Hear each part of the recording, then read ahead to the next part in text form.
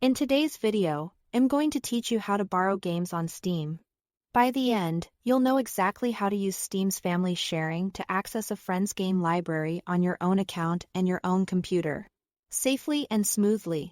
Start by having your friend, the lender, sign into their Steam account on your computer. This is important because Steam links sharing permissions to a specific device. Make sure you are both comfortable with this and that your friend enters their credentials themselves. If Steam asks for a security code, let your friend handle the verification. Once they're signed in, keep the Steam client open so you can adjust the sharing settings together. Next, open the Steam menu in the top left corner and choose Settings. In the Settings window, look for the Family section. This is where all the sharing controls live. You are going to enable sharing from here so your computer is recognized as a trusted device for your friend's library. In the Family section, check the box labeled Authorize Library Sharing on this device. This tells Steam that your computer is allowed to use your friend's library when you are signed in. Think of it as giving your computer a hall pass for those games.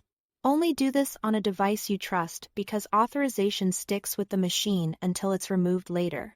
Still in the Family section, you'll see a list of accounts that have logged in on this device.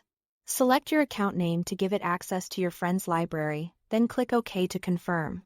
This specifically grants your account permission, so you can play their games without switching users. Now it's time to swap back.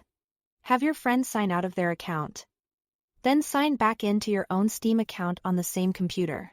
Head to your library and you should see your friend's games appear alongside your own. Shared titles typically indicate who they're borrowed from, and you can install and play them just like any other game you own. Your achievements and save files will be tied to your account, not your friend's. A few quick tips to keep everything running smoothly.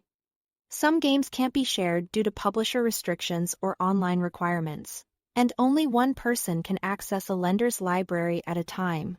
If your friend starts playing, you might be prompted to buy the game or quit.